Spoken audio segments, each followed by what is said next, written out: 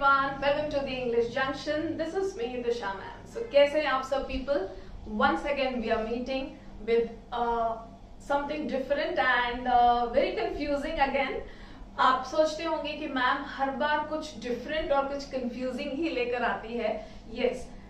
Before thinking of planning the lectures मैं इन चीजों को जरूर सोच लेती हूँ कि वो कौन से पॉइंट्स होंगे, वो कौन कौन सी जगह होगी, वो कौन कौन से टॉपिक्स होंगे जहां लोगों को यूजुअली कंफ्यूजन होता होगा to use in the English language. तो मैं ऐसे ही टॉपिक्स को प्रेफर करती हूँ एज लेक्चर बताना कि जो आपको इंग्लिश लैंग्वेज में और क्लियर कर दे, कॉन्फिडेंट कर दे.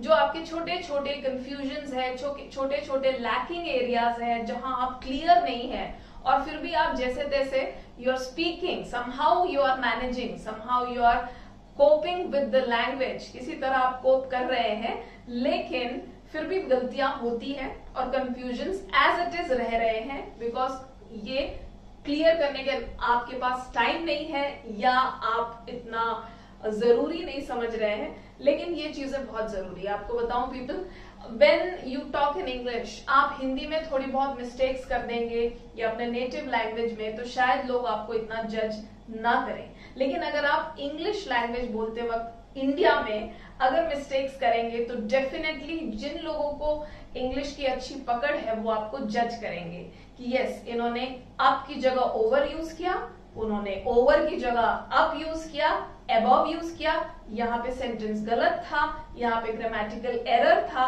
सो ऐसी छोटी छोटी चीजों के कारण आप नोटिस किए जाएंगे. तो बेटर है कि हम इन चीजों को क्लियर कर लें. ओके, सो आज एक बहुत ज्यादा इजी टॉपिक में लाई हूं आपके लिए. Not difficult but confusing, easy but confusing.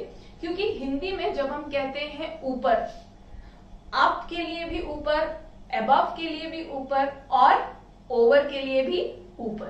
सो हिंदी में हमारे पास तीनों प्रेपोजिशंस के लिए एक कॉमन टर्म है ऊपर.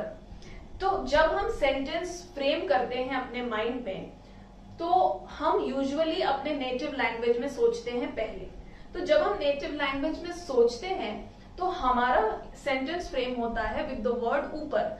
अब कंफ्यूजन ये होता है, डिलेमा ये होता है कि हम अप लगाएं, ओवर लगाएं या अबव लगाएं, क्योंकि तीन वर्ड्स हैं इंग्लिश में, up, above and over. So let us understand कि कौन से सिचुएशन में आपको कौन सा प्रेपोजिशन यूज करना है जो कि आपकी ग्रामेटिकल एक्यूरेसी को मेंटेन करेगा. Okay, so let us see people. So above, over and up, जिसका हिंदी में कॉमन टर्म है ऊपर. सो देखते हैं, देखिए तीनों ही प्रेपोजिशंस है, 3 of them. Okay, all the 3 are prepositions. मैंने पहले भी बताया है prepositions are parts of speech. English language में 8 parts of speech है जिसमें एक preposition भी है. और preposition का काम क्या होता है? It connects or relates the subject with any other thing in the sentence. मतलब sentence में subject को किसी और चीज से जोड़ने का काम करता है, उनके बीच में relation बनाने का काम करता है preposition.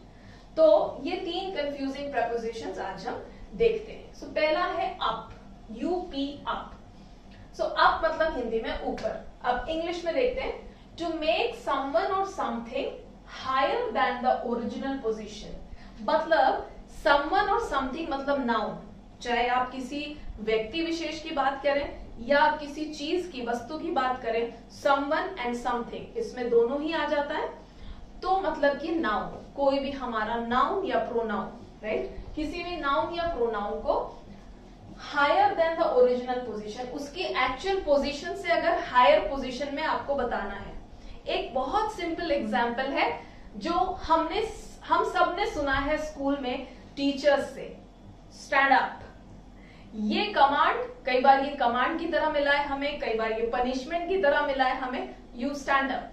So stand up, stand के साथ टीचर अप यूज करते हैं. क्यों?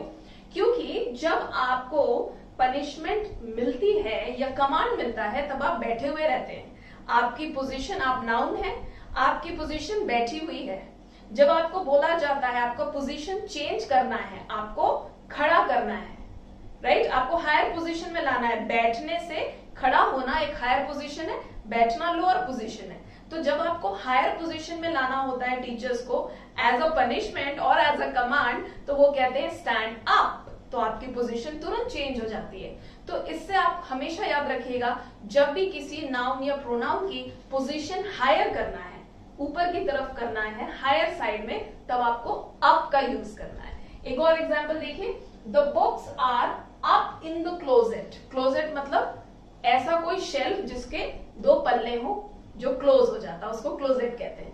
सो the books are up in the closet मतलब जो बुक्स है वो क्लोजेट में उसकी पोजीशन हायर है, सबसे ऊपर वाले शेल्फ में है, अप है, राइट। तो फिर वही हुआ, बुक्स की पोजीशन हमने हायर साइड बताई।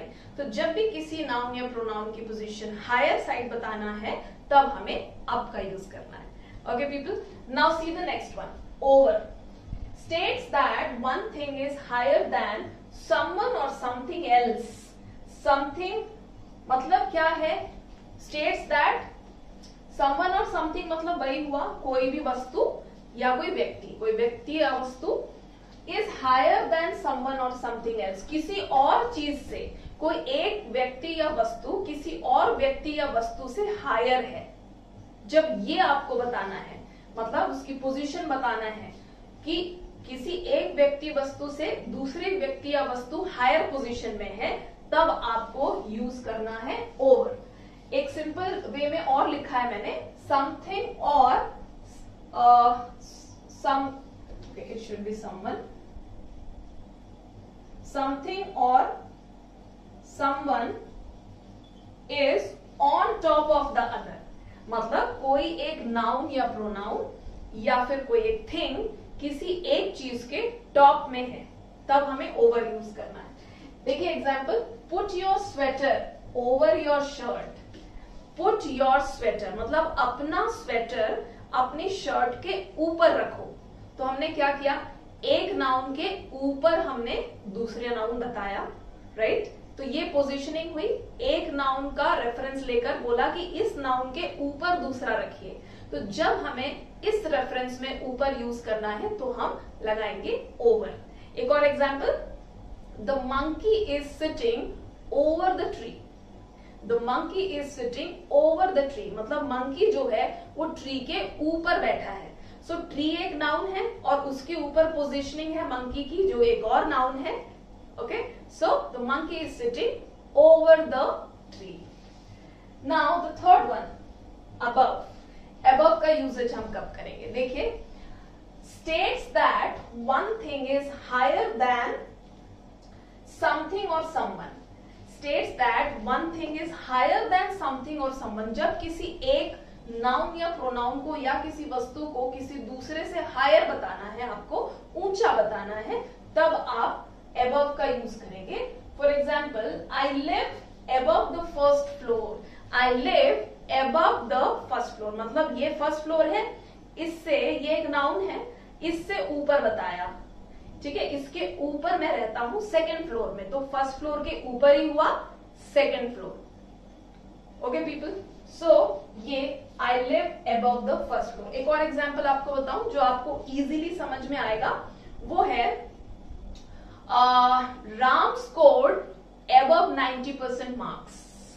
राम स्कोर्ड अबव 90% मार्क्स मतलब 90% एक पैरामीटर था, उसके ऊपर उसने स्कोर किया, अबव 90%, उसके ऊपर, राइट। तो हमने क्या यूज किया, above. Ram scored above 90% marks. Alright people, so scene देखा आपने कि कैसे जो हिंदी में अप, ओवर एंड अबव जिसका टर्म कॉमन होता है ऊपर, उसके इंग्लिश में 3 अलग यूजेज होते हैं। I hope this must be clear to you all. एक बार फिर वीडियो देखिएगा, एक बार नहीं, 2 बार नहीं, 3 बार देखिएगा, then you will be thorough with it. अच्छी तरह आपको क्लियर हो जाएगा कॉन्सेप्ट, और फिर आपको कभी कंफ्यूजन्स नहीं होंगे कि हमें कहाँ सेंटेंस में अप यूज करना है, कब हमें ओवर यूज करना है और कब हमें above यूज करना है। Alright people, hope this really helps you all and stay tuned with me. for my upcoming lectures. I am going to bring something different this time, something surprising to you all which will really help you, जो आपको बहुत ज्यादा help करने वाली है. थोड़ा सा मैं एक डिफरेंट लेक्चर लेकर आने वाली हूँ बहुत जल्दी, maybe in the next lecture only. So stay tuned, do like, share and subscribe to my channel. Also like my Instagram and Facebook page. Practice a lot, people. Have a great time and happy learning. Bye bye.